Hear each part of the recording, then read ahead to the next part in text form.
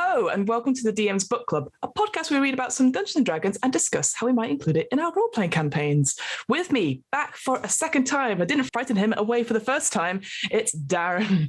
Darren, how are you, my friend? I'm doing amazing. Could not scare me off if you tried. Oh, rubbish. What have you been up to in our time apart? Because it's been a couple of episodes since we last spoken to you. Oh my God, it really has. I remember the last episode we had, you actually inspired me to go start making Fae products for the upcoming one. Yay! I grabbed a team of people I worked with before, and that's coming out very shortly. Oh, amazing. So that's coming out on DM's Guild then? Yeah, that's coming out on DM's Guild, and along with, oh God, 2 new classes, a collection of magic items, a collection of new spells, a book of new dragons, a book of beholders, and 2 other projects I can't talk about yet. What? It's literally been like a month and you've already... Insane. But that's so cool that you're keeping creating and stuff like that. It's nice to be busy, I guess, at this time. I definitely don't think it has anything to do with the fact that my job is forcing me back into the office, but there's nothing to do in the office right now. There's nothing to do, so we're just doing other jobs. Enough about that small chit-chat and like plugging your stuff at the beginning of the episode. What are we talking about today, Darren? You brought us an interesting topic to discuss. Oh, we're going to talk about apocalypses, the most cheery and wonderful thing. I think if anyone's played a D&D game for more than if you're level 10 plus, you've probably experienced a near apocalypse event. So I figure it's something we can all relate to. Yes, interesting topic. I guess I hadn't really considered how often we do have world-ending events or things are happening when you get to later levels. I guess, like you said, when you're running a long-term campaign, when you're getting higher and higher and higher, suddenly it's like a Tarrasque has appeared, the world will be destroyed, and it's only up to you guys to save it. So it's an interesting storyline, which I hadn't considered, maybe because I only play in one long-going campaign, but actually most campaigns we have seen, and I'm sure we're going to talk about quite a few of them on stream, do end up having this event at the end, which is usually you have to do this, otherwise the world is ending. Yeah. And I do like that it's not always the world is ending and all life will be extinguished. It's the world as you know it is ending and something new is coming that is not just not the status quo, but an inversion of what you expect. I guess that's a really good distinction to put to it, because I always think of world ending as as is the whole world is ending and life. Yeah. But you're right, the world as you know it is ending. So that could be almost like a Thanos moment where click of the fingers and half the population is gone. That sort of thing where the world is still here and the person behind it is doing it for a better purpose, in quotation marks, but actually it's still a horrific thing. So where do you want to start then, apocalypses? Where would you start, I guess, when you approaching this in a game as a DM? Oh, as a DM. Or in general, even. I guess for me, because I always see it happening, because I've yet to go to DMing such high levels where I would think about putting a world-ending event or an apocalypse in. So how would you go about it, I guess? So I ran a long-term game with my friends. It was the second campaign I ever ran. And very, very early on, 3 of their backstories all linked to the same kind of shadowy group of people who were otherworldly. Mm-hmm. And I was like, this is great. I'm going to try create something for the late tier and build it up over the whole campaign. So I went with kind of a fallen angels trying to undo creation. That was their apocalypse. So this one was actually a end of life as we know it. Totally though, all life would be wiped out. They were trying to bring back the god of oblivion, so it would just, when it reappeared, it would just erase existence everywhere it went. Wow. So they had the high stakes of if we fail, no one else is showing up because no one else will be around. Mm-hmm. But it's so good to, because I feel with an apocalypse you have to have the ritual, the final moment, or moments, if you want to spread them out over several things, where the minions and the villains are trying to break seals or undo certain aspects or destroy certain items to bring about whatever their apocalypse is, breaking chains to release a monster. And those chains could be metaphysical, this bloodline exists in the world, and as long as it exists, this chain remains unbroken. So they're obsessed with wiping out a certain bloodline. Ooh, I like that. I feel the build up to an apocalypse needs to be as much a part of it as the actual event, the actual final ritual. So you're saying that with obviously very kindly, your players had similar backstories, and that's really cool to have that players already integral to this apocalypse. Would you say then it's better if you, I guess sometimes it's very hard to know how long a campaign will go, because obviously you could leave, I guess, breadcrumbs here and there about there's something bigger happening, but until you get a few sessions down the line and they realize this, but they might be like, oh, we're done with the story now, we want to move on to another game or another campaign. So I guess my question to you then is, would you plan to put these seeds in from the beginning, or is it just something like you could leave till, like you said, sort of level 10ish and then put seeds in? Do you see what I mean? Like, would you start really early or halfway through? I feel like if you're okay as a DM not finishing the story, then you should put the seeds as early as you want to, because that's going to be way more interesting. But like, games fall apart. I think out of my original group of 5, 3 of them are still there, and 2 of them have dropped out, and two new people came in. Right. So, like, there has been a slight shift to the party. But like, I think early as a session 5 or 6, they met one of these like fallen angels, but they were in disguise, like they wear a guise of a human, and they buddied up with the party so early, because like they didn't even go looking for the party accidentally stumbled across them in the world. And I was like, great, this person's going to become their best friend. And 2.5 years later, I stabbed them in the back with that person. Yeah. We had something very similar happen to our campaign. It's that sort of thing where you have the guide or the person that's like, oh, I need your help to do something. Yeah. And we had a similar thing where we like, break these seals and the world will be better. And only us to do it. We've found countless adventurers that do it, all that sort of thing. We're like, oh, okay, we're helping the world. Turns out we were not helping the world. And the reveal of it, like, I was completely blindsided by it, because I was like, oh God, is this the end of the campaign? Wow, we've saved the world. No, we brought about the end of it, and we have book 2 to finish this off. Oh my God, so yeah, that the guilt of that laid on me for quite a bit, even though obviously it's just a game and that sort of, but because we were so integral to being part of that ritual and that part of that process, and having, like you said, that character who were like, it's our friend, it's our best friend, who isn't who they say they are, and just used us as a means to an end. It's like, I did the same thing to my players. They literally teamed up with the 7 of these corrupted angels. One of them was like possessing the body of one of the players' fathers. It was like, that was the level I went to manipulate them. And it was like a gateway opened, and the bad guys were like, we need to get in there. We need to grab this relic and get it out. But it's infested with demons. So they opened the gateway, and then they just created an illusion to make it look like it was infested with demons. And then one of the bad guys heroically was like, I'll hold them off and get the relic. Everyone stay out here. And just like, but like half the bad guys were fighting them, and half of them were like protecting them to make it look like a fight. So I basically faked a battle to make them waste time. Amazing. Because I think I needed 100 hit points of one of the characters' blood for the ritual or something. And just the moment where the guy came back out with the relic, there was enough blood, so he just crushed it in his hands, and all the bad guys like powered up, because that was sealing their powers. The crushing hatred in my players' eyes was, I'll never forget it. But also amazing. Yeah, like 2 years of build-up is such a thing. When you're building up to this apocalypse, and you like 2 years of work, just being quiet and possibly not telling anyone, possibly just telling your partner who's not in the game and saying, this is happening, just because you need to tell somebody. I think it's such a treat when it pays off, but a temptation just to tell everyone your secrets, because you're just like, I think I'm really clever. It is honestly like, you're like, I need someone to tell. I need to tell someone that I'm doing something clever and evil. Like a mad villain. That's why he has minions. He needs to tell the minions how clever he is.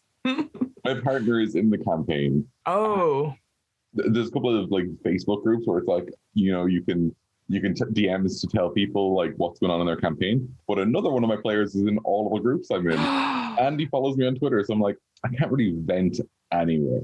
I love the idea of the sort of planning and sort of the rituals and all that sort of thing, because I think you're right. You have to have a process, and you have to involve your players. It's definitely something where if they're removed from it, but it's happening, that's one kind of apocalypse, I think. But it's that sort of idea of that something's in the background and playing with it. So for me, thinking of like climate change, or something is happening, but the players have a chance to stop it or change it. But the climate change or anything like that, which is the environmental, which is not necessarily related to an evil doer of some sorts. Maybe it just so happens that towards the end, like, the waters are rising. What can you do about it? It's such a fascinating apocalypse. There's no villain there. It's like a mass of villains who are doing it, or nature itself turning on you. Yeah, very much like Day After Tomorrow, or even stuff like you can even go like proper Midnight. Oh, what's his name? M. Night Shyamalan. There you go. But yeah, so like that terrible film, The Happening, where it's the trees killing everything, could be quite cool, I guess, unless you go, again, have that reveal of it's the trees. You're like, oh, rubbish. Oh, okay. There's no one we can punch. We're going to punch some trees, I guess. What examples have you seen in terms of live stream, and how would you say they've done it right? Or how do you think you're like, that's really cool, I want to do that in my game in terms of apocalypses? I think one of the great examples you can pull from, because I think probably a lot of your viewers have seen it, will be Critical Role. Mm-hmm. I think 2 apocalypses. One is the absolute classic, like Vecna, the Dark God, returns, literally ascends to godhood through rituals that they can't really prevent. Mm-hmm. Like I think that was a great way of doing it, because they couldn't stop him doing these things. Not really. They needed the power to stop him after he had done them. So that was their focus, getting weapons, getting blessings, and getting things to seal him. So I think that's a really fun way of doing it. If you don't want to like keep interacting with the villain and his minions, you just set them on different paths that meet at the end. Big final battle, big stage, great minions to face before the final battle. I feel like if you want to do the classic apocalypse villain, that is a blueprint for it. And it's one of the ones where it's like, if your players lose, and that happens in D&D, dice are bad. I've killed a party of people just because they kept rolling bad. Then the game's not over, because now there's new heroes rising to fight them. Maybe you want to like wrap up the campaign with the level 20 big battle with all these new characters, or you want to have your next world set in a place where this dark god rules, and now everyone in it is subject to his rule, and you want to build from level 1 to 20 again.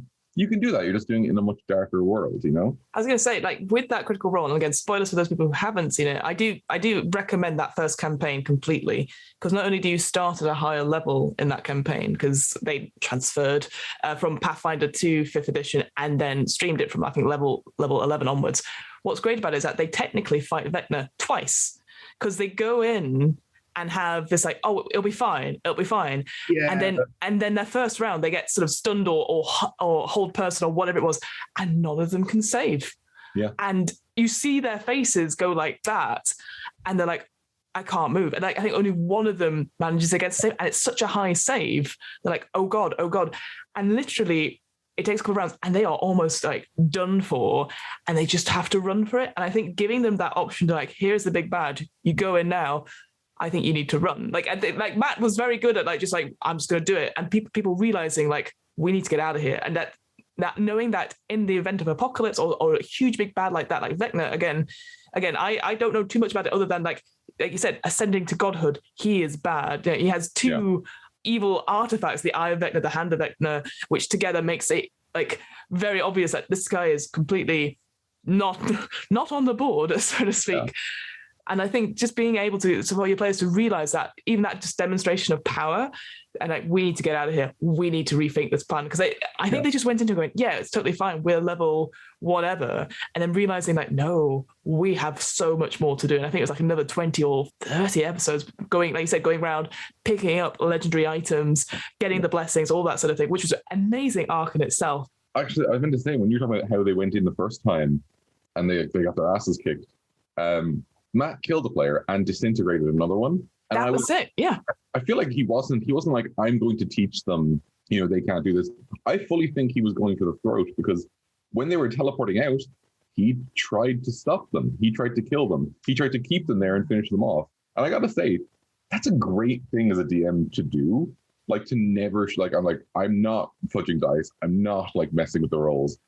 He's the big bad. You guys walked in here unprepared. I'm killing you. Mm-hmm. Like, maybe that's what you have to do. And maybe the campaign ended there, or maybe they would have to make new characters and finish off the story. Mm-hmm. Or one of them would get away and like try to resurrect them one by one. Whatever they did, like, I feel like he made it really authentic by that. Like, I was like, oh, he's killing people, but he's probably gonna let them go. When he went for that final hit, I was like, this is there's no punches being pulled. This is great. I did forget that he did disintegrate one of them. And it was at a moment where we're like, oh God, they have to get out. And then they had to deal with that repercussion of that for the rest of the campaign. And obviously there's, again, no spoilers here.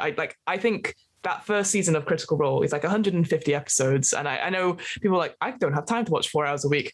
Watch that first series, I think, from like episode 20 in, because you get the sudden feel of it. And it's a great example of storytelling. But obviously, I have to put that thing is that no one has to be Matt Mercer DMing. We're all great at DMing, but I think that storyline of Vecna is such an interesting one. And even then before that, maybe a lesser apocalypse, but like, so that the Vecna is obviously, when you're saying about the world completely going, obviously if they don't succeed, that's gone.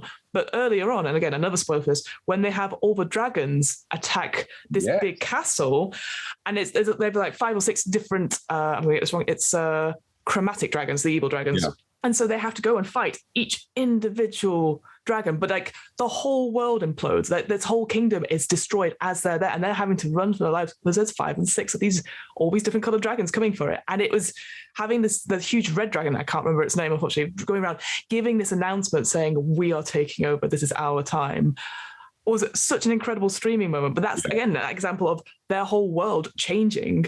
Because like you said, that now they're living in a world where all these dragons have just taken back control over this whole landscape, and they have to be in hiding. They have to go to survivor camps, go recruit people, and then go kill or deal with individual dragons, including there's the green dragon, which I can't remember off the top of my head, who again was sort of a friend in disguise for a little bit or something, and then eventually have to deal with it. So yeah, I've forgotten about that now until I just... How good that arc was. That the Chroma Conclave was... That was it, Chroma Conclave, oh God, that was the reveal, the battles... The reveal of that, where there was some sort of a big celebration in the kingdom at the castle, and you had the king and all the family there, and then something happens, and just the castle behind them explodes. Yeah, you knew going up to it there was something not right. Like watching it, there was something not right, and it happened. Watching each of the players' faces see this happen, like they were crying in places, and I was like, oh my God, this is that sort of thing where they, like Matt clearly just flipped a switch and it happened, and they were running back to their fort, trying to defend their own little castle that they had, and like, we can't stay here, everyone get out. It's really cool. That I really enjoyed that as a storytelling moment. It was such a good episode. And again, Matt never pulling the fucking punches when they run to the castle and a dragon follows them and starts like freezing people and freezes the bear, and then it's only because one of the other dragons like tosses that one away. It's like, God, he really does. He punches them when they're down, but always for like perfect cinematic storytelling moments. I guess we'll go on to the Critical Role season 2. Oh, this apocalypse, I think, is genius. Yeah, so why don't you describe this? I've basically given a potted summary of the other two, but this one I think is really interesting. So go ahead. So what's season 2 about then? Season 2, big spoilers. So if you're going to watch season 2, and I highly recommend you do, because the production quality is the highest, I think, out there. Gorgeous. Absolutely gorgeous. The party starts with Talos and Jaffe playing a character called Mollymock, who does not remember anything. He just woke up one day in a hole in the ground. Over time, he eventually dies in the course of the campaign in a very innocuous moment. He's just in a battle and he gets unlucky.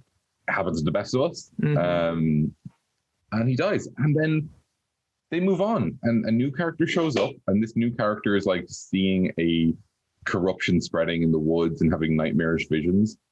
And then it turns out that Mollymock is alive again, but he now is the previous version of himself, Lucian, aka the Nonagon. They kind of, one of Mollymock's or Lucian's former followers kind of meets him in the course of the campaign and says that, oh, you're Lucian, the Nonagon. And he's like, doesn't remember any of that.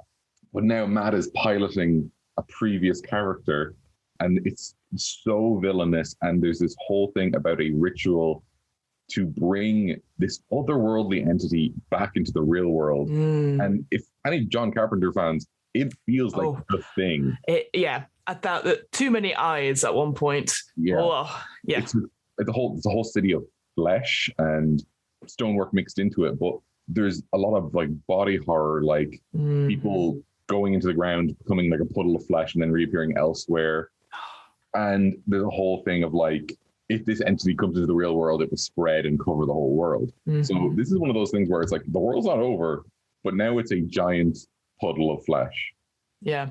and it's all one person. It's very Cthulhu. You get something bigger, and it is coming for this world. And that slowly creeping dread of this person bringing it back and making that connection and stuff. And you get the weird dreams. Yeah, there's so much body horror.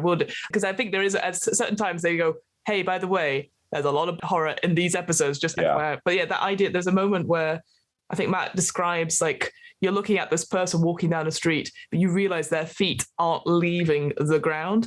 And that for me, I was like, oh, that's horrible. Because they're just a fleshy person, like carrying on. I think what's interesting about that and cool about that is that they're technically not level 20 characters. They are like level 14, 15 at most, I think, off the top of my head. And then maybe it was just me, because I listened to it on and off during lockdown and then binged it all. It seemed to they were like, we need to stop this. So they kind of, in my head, not rushed towards the end, but they were like, we need to stop this. And there's lots of planning. And then they got there. And I was like, man, I wish I was level 20 for this, because this sounds awful. And there was certainly with Molly Mock, the final battle, various different versions, like final forms, which, very Final Fantasy, which is great. And then they're like, and we're going to stop tonight and we're going to continue this battle next time. You're like, oh no, they've used up all their spells. This is... Oh, so it was again interesting to have such a world-changing event happen. Not necessarily you've got all the levels, you've got all the equipment or whatever early on, because they chose to we need to sort this out now. Yeah, no legendary items, no gifts from the gods, just what they had and their plans, and that was it. Yeah. On the second form, it's absolutely fantastic. They're fighting him, and he's the mechanics of that monster are so interesting as you're watching. Mm-hmm. Then you go and it goes into its second form and just completely changes the game. And oh my God, some of the mechanics weren't even like directly harmful. There was one where it could bring a player right in front of the monster. And that was all it did. But the reaction of the players being like, no, I stay back. I cast spells. I don't want to be up here. You do not want to be close to them. Yeah, because so remind me of this. So it was like you gained an eye somewhere on your body if you failed a saving throw. And then it would, when you made another saving throw, it would minus how many eyes you had, would minus your thing, which is horrific if you're that sort of person who doesn't have necessarily great stats. Be like, wisdom saving throw. Oh, that's a +2. No, it's a -3 because you've got 3 eyes on you. You're like, yeah, because it's that sort of way of slowly debuffing you, almost like it's taking you down bit by bit, just by being all these eyes everywhere. Because I remember two of the players had some eyes going into it from reading an evil book. And I was like, oh, we can communicate telepathically. We can see through illusions. We get all these great bonuses.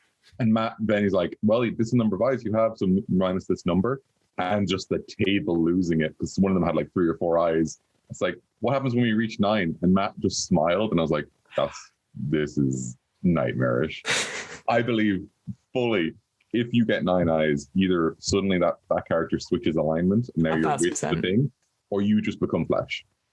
You just break down into flesh. John Carpenter's The Thing style. Definitely, yeah. It gets to that. Yeah, it's like almost like levels of exhaustion, isn't it? You just get to the point where you're just like, you can't go on. So yeah, that you just overcome something. There's just nothing you can do about it. There's something delicious about that. I wouldn't have spoken to it about you, but there's something with. Have you seen Hexbloods? So the race in Hexbloods, obviously you are sort of born out of a pact. Whether it's through a hag or through something like this, you have some magic, witch magic in you.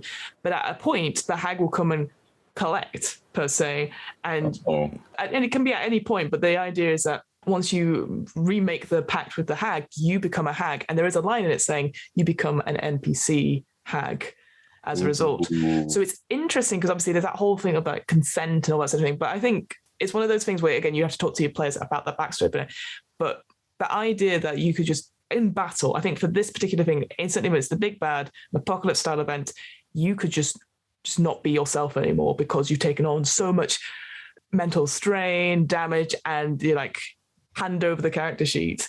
And I just like, I think as a player, I revel in that so much. I don't know if it's just me as a player, but I go, oh no, what can I do to help? It's not so much like, oh no, poor me. I'm just like, oh no, I can't help my friends anymore. Shit, that's what it is for me. But I know not everyone has that same opinion of it. But there's definitely that something about when at one point do you just hand over your character sheet? Just this Thursday, and I highly recommend other GMs out there, if you have a lich, if you have a necromancer, any of those like undead controlling people, Finger of Death, change one thing about that spell. Person hits 0, they instantly die or whatever, and they rise as a zombie at the start of their next turn, right? Great spell. don't make them a zombie. Just make them the undead player character. Oh. So the bard just got healed by the druid. She's like getting up, and this like necrotic angel thing blasts her with Finger of Death, and then they kill that thing the next turn. But then in the background, the bard gets up, her eyes glow green, and she just unleashes like 5th level synaptic static on the party. And it was one of the most heart-wrenching like battles, because they were like, if we keep hitting her, her body will fall apart and we can't bring her back. But she's turning to dust from the wounds. Like, she's not just like getting hit.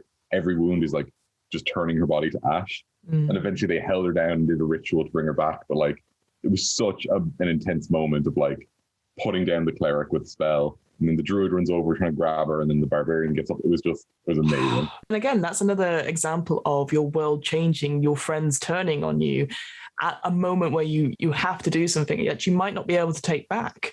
And it's so interesting, actually, now that you think about it. Like, apocalypses don't have to be, you said, the end of the world, the end of the campaign. It could literally be just changing your whole life. Your friend goes missing, and that just it changes everything about you, how you live, how you negotiate and stuff. Like, how does that affect you, and how does that affect the party? It's such an interesting storyline. And in those heats of the moments, whether you're running away from the big bad or you're going to some sort of cosmic war with beings beyond your own knowledge, and then you're having this moment, you're like, oh, not right now. You're like, it's just something delicious about role playing those moments and just exploring those feelings, I guess. It's just absolutely. I have one more type of apocalypse. Go for it. On what you're talking about, the almost like personal level apocalypse. I don't know if you watched Dimension 20 at all. I think if you're a DM, whatever campaign you're running, finish that before you watch Dimension 20, because it will absolutely influence the theme. It's like level 1 to 14, we had like a critical role level of like good humor, but mostly like Lord of the Rings style fantasy. We hit level 17. I started watching Roll20, and now we are like closer to Monty Python than anything, even though it's the highest level. Because Dimension 20 is so heartfelt at times. Like, I cried laughing at it multiple times during an episode. It's so funny.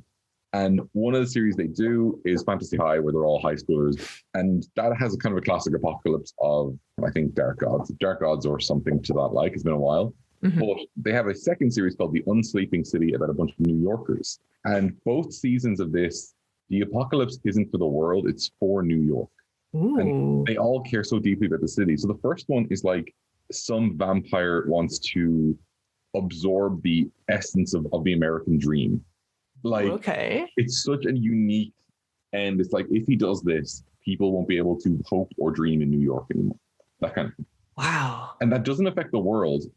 That just affects New York. And they all care so much. And you honestly really feel it in that final battle, how important it is not to lose this.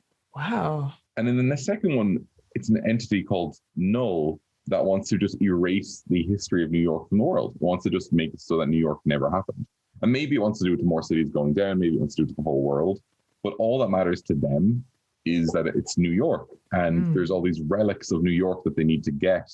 All these like memorable moments through history. And it's almost like, oh, we don't want a legendary god weapon. We want like this guy's wooden leg, from like, he's like a famous New Yorker. Things like that. Yeah. And I have to say, like, it has really changed. I was like, oh, the party need to explore the entire world. I played Dragon Heist, and I watched The Unsleeping City, and now a campaign can be so fulfilling in one city, as long as you can like flesh it out either through a good map, the way Dragon Heist has so many resources for you to use and so much to explore, or by a real world city like New York, where the players will be intimately familiar.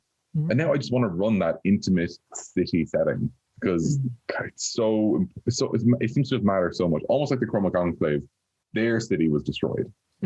And yes, other cities that they cared about, but that first city that got destroyed and then fighting for that city, that's just such like a personal level apocalypse. Like, you can't just move on to a new city. This matters so much to you on this localized level. That's really interesting, actually, thinking about it. Setting it in a fantasy version of like a real hometown that you guys are in or anything like that, I think does add something to it. Like, when you destroy a landmark that you all know, it's like you have that sort of tugging at the heartstrings. And I do think there's something, like, going back to what you're saying about the character backstories, they sort of built into that apocalypse idea you had at the beginning. I always say when people are making backstories, to have a named character that you have a good relationship or have a relationship with, just because for the DM just to pluck that heartstring in some way, using them in an apocalypse type situation, like you want to check on them. Like certainly when we, in our long running campaign, we were like, we need to check all the friends we've made along the way to make sure they're okay. And we couldn't contact them. And we saved a couple of them. Some of them are still missing and all that sort of thing. And we're like, but we need to save them all. And again, it's that sort of thing you're saying, we're naming them. And you can see in our DM, it's like, God, you remember so many of them. Fuck. Can't have them all for the big fight. But it's actually just getting them out of there because we've made those connections. When you mentioned like named characters in the background, I think with my regular group of players, I have two groups, one that has been playing for years. Some of them run their own games. They're like incredibly experienced, no spells off arts. And I have another very new group, so I don't ask this of them. But with a solid group that they know the rules, they made a bunch of characters, I actually make it a requirement now that you must have two named characters that you have a connection to. Ooh. And you must identify your like situation with your family and how many of them there are separate to that. So like one player was like, I have my mom, my dad, and I have 5 older brothers, and I'm the youngest. And I was Perfect. like, and he was a wizard, or he was an artificer, and he was like, they're all wizards, I'm an artificer, it's a whole thing. So I was like, great, now I have the jock wizard brother, I have like the super charismatic brother, and like I made all these other brothers. And initially it was such a point of like he didn't get on well with his brothers, and he only got on kind of well with the one just above him, who was also kind of like the runt as well. And over time, he became closer to the older ones through role playing with them. Like the jockish one started protecting him during a fight, and he was like, oh, my brother really cares about me. Another one gave up something important for him. One of them started like dating another member of the party.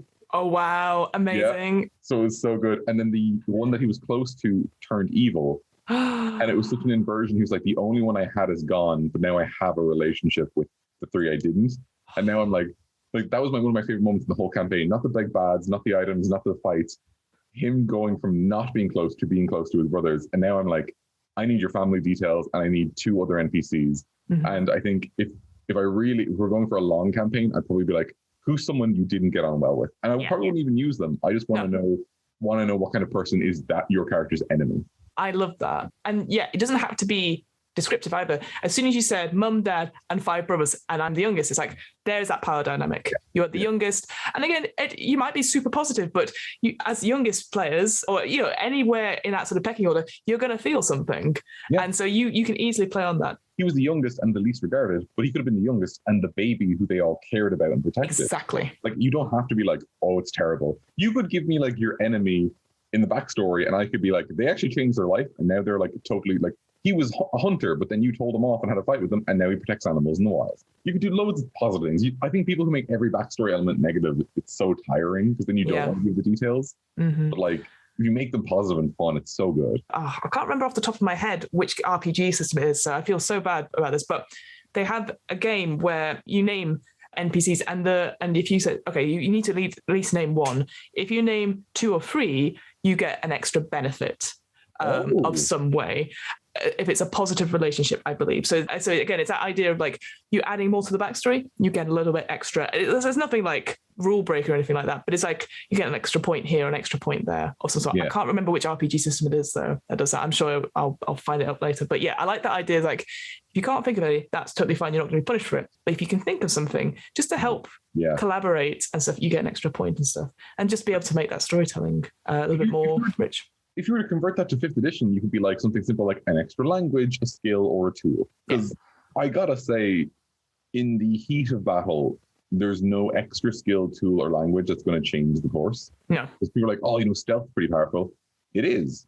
And if you're a rogue, I'm sure hiding as a bonus action is very useful. But if you're a barbarian and you've used your action to hide in battle, I feel like you've lost something there. So I feel like any skill, any language, any tool, they would be great. If you give me 3 things from your backstory, sure, pick an extra one. Yeah. I also think if someone's new and they're like, I had a bunch of players with full backstories, loads of detailed characters, and a new player joined and he didn't know anyone except me. And he gave me Sir Richard Flair, like a pun on an old wrestler's name. And that was it. And he was a paladin. And he was like, I have no backstory. And I was like, buddy, that's totally fine. We play 12 sessions. He goes, here's 2 A4 pages on my backstory. And here's the explanation on why my fucking name was so stupid. because his character is incredibly charismatic but dumb as a brick. So he was like, he had to give a fake name, so he just gave this random fake name, and he was so charming people believed him. But his actual name was like Siegfried Isander, and I was like, that is such a metal name. That's like, so cool. I love that. So if someone's not comfortable, give them a few sessions and then have them write a backstory. You know? Absolutely. Yeah. I always think like the first early sessions, you give them that chance and they can change it around and stuff like that. But yeah, I'm always a big fan of the sort of like give us a paragraph, a couple of names, some bullet points of like a philosophy. Like I know we always have like bonds, ideals, personality flaw, all that sort of thing. But just to get up for that. We've wandered so far from apocalypses. I guess apocalypses do happen to all of us, on sort of an international bigger level, but then they affect us sort of emotionally and on an individual level and other people around us, I think. So it's just an interesting conversation. That is the reality though, because like if the sun goes out and the world's going to freeze and die, you don't care about the world for the human race, you care about the people around you. Exactly. If there's an apocalypse, all that matters is your little part of the world. So yeah, exactly. It's it's very much like, but what about the Shire from Lord of the Rings, isn't it? It's like, we need to save the Shire by saving the rest of the world. So, yeah, absolutely.